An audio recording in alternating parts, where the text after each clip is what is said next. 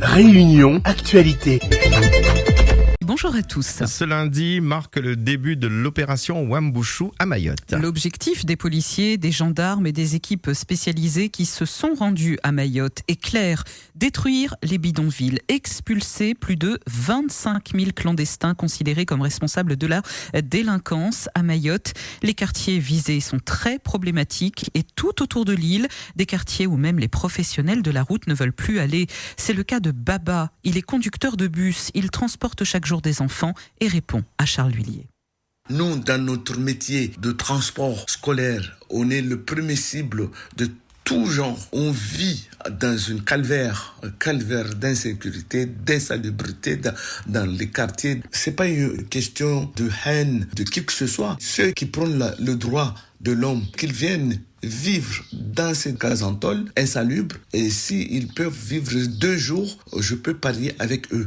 Donc arrêtons à Mayotte. On veut aussi vivre tranquille, aller au travail tranquillement. Nous voulons vivre en paix, en tranquillité. À chaque fois, on nous saccage nos voitures, on nous pille. Si cela se passe à La Réunion, ça ne passe pas. Ou à Métropole, personne ne va accepter cela. Personne voudra vivre avec cette calvaire. Voilà le témoignage de Baba, vous l'avez entendu, chauffeur de bus à Mayotte. Ces dernières semaines, les Comores d'ailleurs ont appelé plusieurs fois le gouvernement français à renoncer à cette opération Wambushu qui démarre aujourd'hui, disant ne pas avoir les moyens d'accueillir ce futur flux de migrants.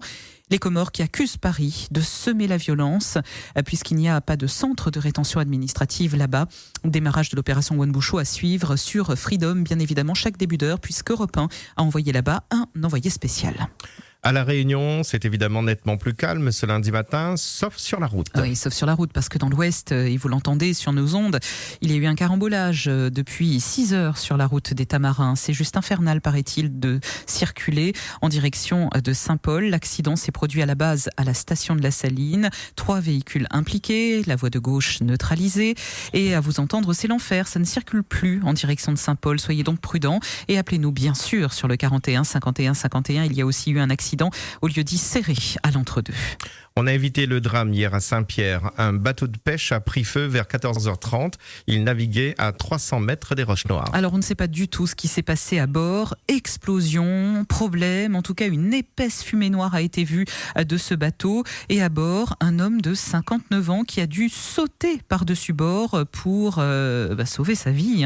L'homme a été blessé, il a dû être évacué par hélicoptère vers le CHU. Il faut savoir que cet incendie hier aux Roches Noires a mobilisé 21 personnes.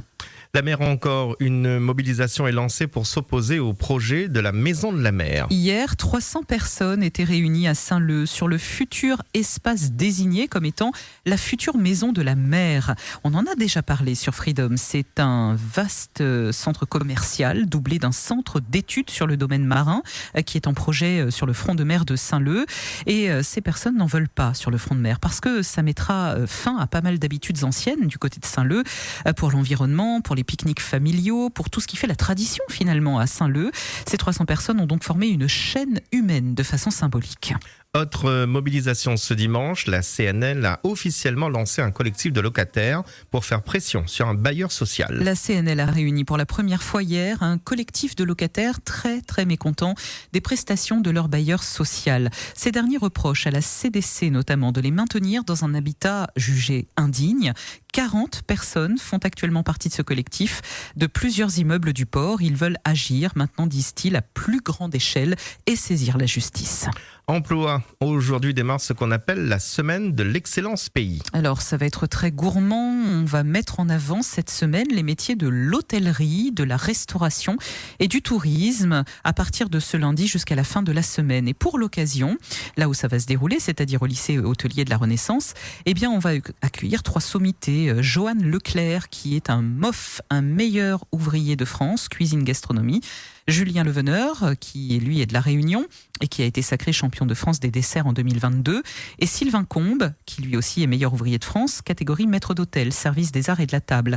Ces derniers vont accueillir des masterclass avec des élèves, des apprentis, des stagiaires de la formation professionnelle, et puis il y aura aussi un concours qui s'appelle le défi des chefs. Et pour ce concours, 20 élèves répartis en 10 équipes relèvent un challenge que leur ont fixé les meilleurs ouvriers de France. Ils devront revisiter 2 plats traditionnels, le canard à la vanille et le curry de poisson. Les résultats de ce concours auront lieu le 27 avril au soir. Et concernant la semaine de l'excellence payée, un article est à retrouver sur notre site freedom.fr. Allez, pour finir, le sport, football et le championnat de Régional 1. La Saint-Pierroise a confirmé son bon début de saison hier. Les Cigognes se sont en effet imposées 1-0 en terre tamponnaise. Trois-Bassins FC US Sainte-Marienne. Sachez qu'il y a eu la victoire de Trois-Bassins, 1-0. Même score et victoire de la Jeanne d'Arc sur Sainte-Suzanne, 1-0. Belle victoire aussi du Chaudron, 3-2 contre la Capricorne.